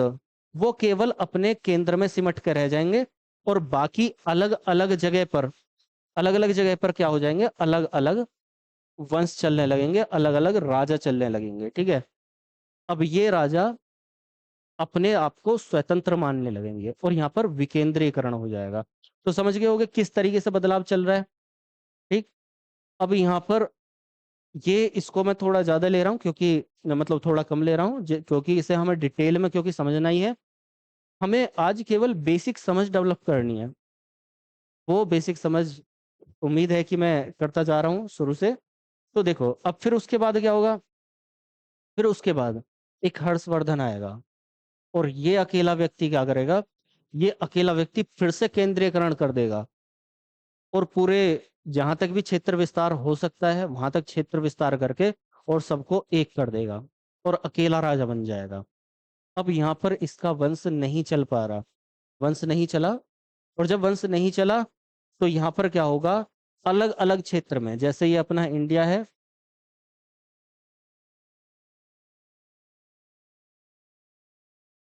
तो यहाँ पर अलग अलग जगह, यहाँ यहाँ, और पहले क्या है, पूरे में अलग अलग जगह पर क्या कर रहे हैं, तीन लोग लड़ाई कर रहे हैं, क्योंकि इसका आगे वंश खत्म हो गया है। तो ये लोग पाल, प्रतिहार, राष्ट्रकूट, ये क्या कर रहे हैं यहाँ पर, क्योंकि हम अभी पूर्व मध्य में चल रहे हैं, तो इसलिए मैं थोड़ा यहाँ से तेजी से ले रहा हूँ, क्योंकि अब बेसिक समझ प्राचीन की बन गई होगी।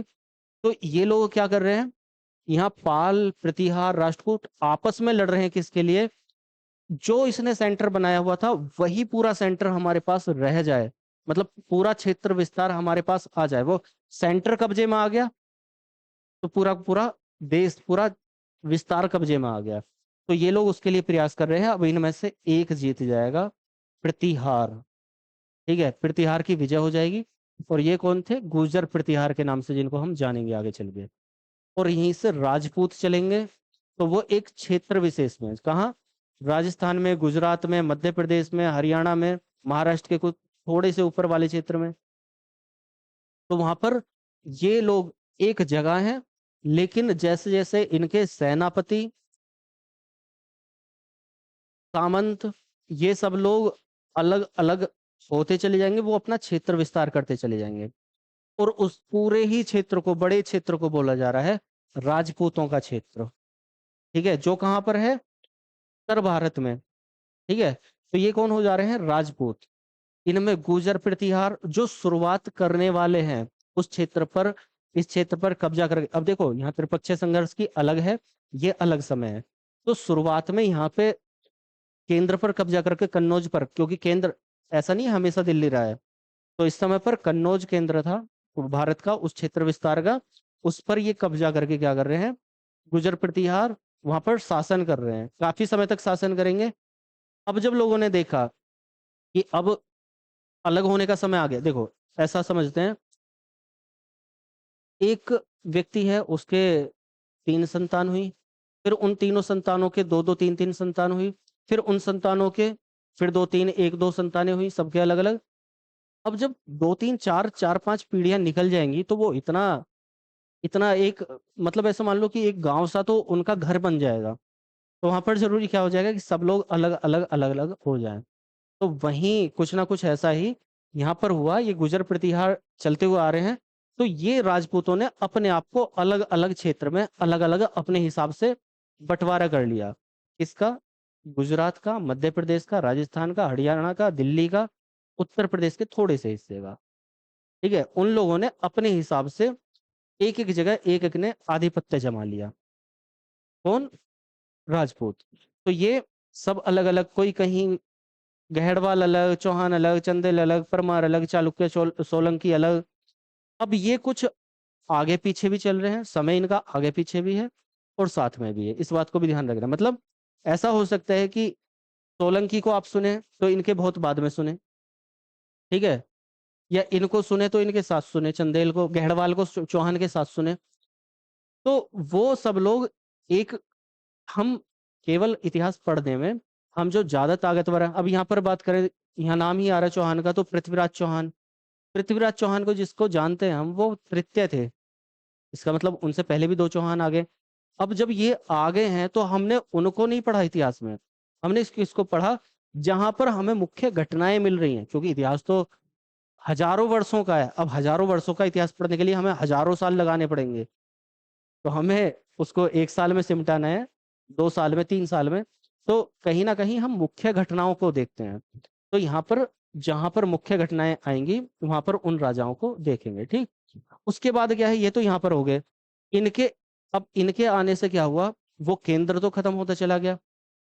जहां जहां जिसको मौका मिला, सबने अलग अलग अपनी अलग अलग क्षेत्र में शक्तियां बना ली। तो जो इस क्षेत्र में थे, पूरी बेल्ट बताई है मैंने, इनको पूरे को राजपूत बोला गया, ठीक है। और उसके अलग जो अलग अलग क्षेत्र में थे, जैसे बंगाल में पाल और सैन वंश चले, ठीक है। मतलब ये एक बड़ा क्षेत्र रहा।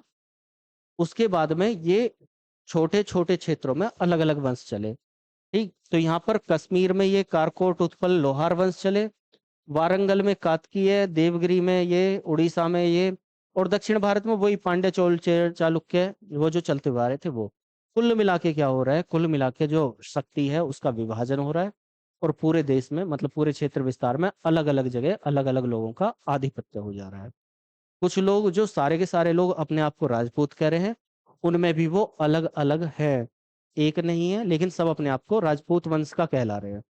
जैसे ये बंगाल के पाल वंश का कहलाएंगे, अब इनमें छोटे क्षेत्र में अलग अलग वंश का बोला जा रहा है, ठीक। केवल ये डिफरेंस है इनमें और इनमें।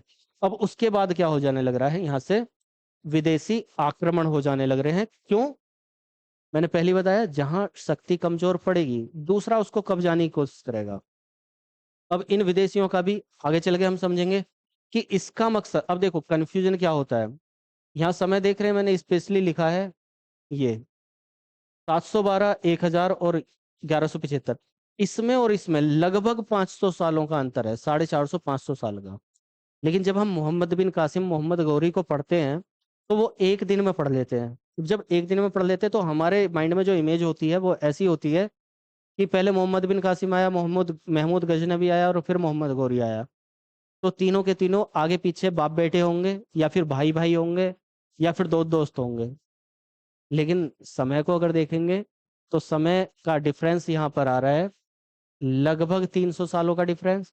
इसमें इसमें लगभग 200 सालों का डिफरेंस, इसमें इसमें लगभग 500 सालों का डिफरेंस। और 500 सालों के डिफरेंस का मतलब है कि वहां पर सब कुछ बदल चुका है। 500 सालों का डिफरेंस है, जो यहाँ पर ये चल रहा है, वहां पर इतना बड़ा बदलाव आ गया है, ठीक है। तो इस बदलाव को हम समझेंगे तभी मध्यकालीन भारत में। लेकिन थोड़ा सा बता दे रहा हूँ कि जैसे ये मोहम्मद बिन कासिम है, तो ये किस लिए आ रहा है, पैसा वैसा मिल जाए, इकट्ठा हो जाए, धन लूटने चला जाए। ये आ रहा है धन मिल जाए लेकिन शक्ति बढ़ जाए, और ये आ रहा है कि धन मिल जाए लेकिन मैं, क्योंकि धन के साथ साथ जगह मिल रही है, तो वो सबसे बड़ी शक्ति है जगह, क्षेत्र विस्तार। तो यहाँ पर आ रहा है, क्षेत्र विस्तार कर रहा है, अपने सेनापतियों को यहाँ पे छोड़ रहा है। और सेनापति जो इसके गुलाम थे वो बाद में सेनापति बने, उन्हें यहाँ पर छोड़ रहा है। और दूसरी जगह जाकर खुद शासन कर रहा है, कब्जे में भारत को करने की कोशिश कर रहा है। तो यहाँ पर जब किसी दूसरे जगह के व्यक्ति ने पूरे भारत को अपने कब्जे में करने की कोशिश की है, तो वहां पर एक पूर्णतः बड़ा बदलाव आता है। और क्योंकि ये तुर्क, अरब, ईरान, इराक, इस जगह के लोग थे, तो वहां पर पूर्ण बदलाव देखने को मिलेगा। तो वही बदलाव को हम बोलते हैं क्या, वही बदलाव को बोलते हैं हम मध्यकालीन भारत। ये, अब इसमें हल्का सा देख लेते हैं कि यहाँ पर ये क्या है। सबसे पहले वही उसके जो सेनापति हैं, वो गुलाम वंश वाले जो भी आए, मोहम्मद गौरी के सेनापति गुलाम वंश वाले, फिर खिलजी वंश, तुगलक वंश, ये अलग अलग 5 वंश चल रहे हैं। इनको हमने बोला दिल्ली सल्तनत, क्योंकि इन्होंने सेंटर बनाया दिल्ली को, तो हमने बोला दिल्ली सल्तनत, ठीक है। इनसे थोड़े से अलग थे मुगल, इनको हमने बोला एक ही वंश के हैं, इसको छोड़ के, ठीक है, एक ही वंश के ये लोग हैं, इसका बेटा ये, इसका बेटा ये, इसका बेटा ये एक ही वंश के, इनको बोला हमने मुगल काल। इनसे, क्योंकि ये अलग थे थोड़े से। अब यहाँ पर अलग अलग वंश चल रहे हैं, उनको हमने एक बोला। यहाँ पर एक ही वंश चल रहा है, उनको हमने इनसे अलग कर दिया। तो यहाँ पर ये समझना पड़ेगा कि हमने इनको इनसे अलग, भाई सीधा सा सोचो ना, यहाँ 5 वंश थे, हम इस छठे वंश, अब इनमें अलग अलग राजा हैं, 1 2 3 4 5, इसमें भी 4 5, इसमें 4 5, इसमें 4 5, तो हम इन 4 5 राजाओं को इनके साथ यहाँ छठा वंश कर देते तो क्या फर्क पड़ जाता। लेकिन क्योंकि यहाँ पर कुछ बदलाव हुआ, उसको हम मध्यकालीन भारत में समझेंगे, तो यहाँ पर हमने इन्हें अलग कर लिया, ठीक है। अब यहाँ पर इनके साथ साथ, इनके बाद में यहाँ पर इनसे लड़ाई करने के लिए, मतलब वही कुछ शोषण होगा यहाँ पर, ये लोग कुछ भेदभाव करेंगे, हिंदू के साथ में भेदभाव करेंगे, हालांकि चलता यहाँ से आ रहा है, लेकिन वही यहाँ पर आते आते आते आते यहाँ पर शक्तियों का उदय होगा। यहाँ पर क्योंकि शक्ति बटी हुई है, तो यहाँ पर शक्तियों का उदय हो रहा है, और वो मराठा क्षेत्र में। और मराठा क्षेत्र वाले ये आगरा और दिल्ली वालों से लड़ाई कर रहे हैं। और मराठा क्षेत्र का मतलब महाराष्ट्र और गुजरात और मध्य प्रदेश का थोड़ा सा हिस्सा, ठीक है। गुजरात, महाराष्ट्र पूरा, गुजरात का कुछ हिस्सा और कुछ मध्य प्रदेश का हिस्सा। तो ये मराठा लोग इनसे लड़ाई कर रहे हैं और पूरे भारत को अपने पास में लेने की कोशिश कर रहे हैं। लेकिन बाद में वही होता है कि इनमें भी वही आपस में तकरार हो जाती है, लड़ाई हो जाती है, और ये आपस में ही लड़के रह जाते हैं। कि मराठा हैं पहले, फिर पेशवा चल रहे हैं, आपस में ही लड़के रह जाते हैं। अब इनके ये सब होने से यहाँ पर क्या हो रहा है, यहाँ पर इनके कमजोर पड़ जाने से, फिर मैंने वही बताया, औरंगजेब तक हम कर रहे हैं, लेकिन ऐसा नहीं है कि इसके आगे को पीढ़ी नहीं चल रही है, आगे को भी चल रहे हैं ये, लेकिन वो कमजोर पड़ गए। जैसे ही ये कमजोर पड़े, ये कर नहीं पा रहे, तो ये क्या करते हैं, अलग अलग क्षेत्र में अलग अलग लोग उठ जाते हैं। तो मुख्य रूप से तो ये कहाँ पर मैंने बताया, महाराष्ट्र वाले क्षेत्र में, मध्य प्रदेश और कुछ गुजरात वाले क्षेत्र में। उनके अलग जो क्षेत्र थे, जैसे आंध्र प्रदेश का क्षेत्र है, ठीक है, वहां पर दूसरे लोग आ गए। हैदराबाद का क्षेत्र है, दूसरे लोग आ गए। कर्नाटक का क्षेत्र है, दूसरे लोग आ गए। तो ये अलग अलग राजा, अलग अलग नवाब, ये प्रांतीय राज्य बनाकर स्वतंत्र हो जाते हैं। समझ गए। अब उसके बाद में जब ये कमजोर, क्योंकि भारत जो एक पूरा का पूरा क्षेत्र था, एक था, क्योंकि वो धीरे धीरे धीरे धीरे कमजोर पड़ गया, तो ये अपना वजूद बढ़ा लेते। अब देखो, ये 400 साल रहे यहाँ पर, पहले 200 साल, पहले 100 साल तो ये कुछ बोल ही नहीं रहे। ये कौन, अंग्रेज, यूरोपीय जो भारत आ रहे हैं, पुर्तगाली, डच, फ्रेंच और अंग्रेज, ये कुछ नहीं बोल रहे। क्यों? क्योंकि ये लोग ताकतवर हैं अभी। और जब ये लोग ताकतवर हैं, तो ये 1707 तक तो कुछ नहीं कर पाएंगे, कुछ नहीं बोल पाएंगे ज्यादा, ठीक है। लेकिन जैसे जैसे ये कमजोर पड़ता चला जाएगा, इसके आगे वाला राजा, तो ये क्या करने लगेंगे, अब ये भी सोचने लगेंगे कि हमें अपनी क्षेत्र का विस्तार करना चाहिए, हमें राजनीतिक विस्तार करना चाहिए। तो ये क्या करेंगे, भारत को कब्जाने की कोशिश करेंगे। और वही सहायक संधि, है ना, ऐसी बहुत सारी चीजें आपने पढ़ी होंगी कि किस तरह से अंग्रेजों ने क्षेत्र विस्तार किया। अब इनमें भी ये आपस में, पहले आपस में ही जब तक ये कमजोर नहीं पड़ रहे, जब तक ये आपस में लड़ रहे हैं, और जैसे ही ये कमजोर पड़े, जो इनमें सबसे ताकतवर है, किन वजह से ताकतवर है वो समझेंगे आगे, तो जो सबसे ताकतवर है वो क्या कर देता है, उस पे, उसको खत्म करने की कोशिश करता है, और अपनी अपनी रणनीति बनाकर अंग्रेज आगे निकल जाते हैं।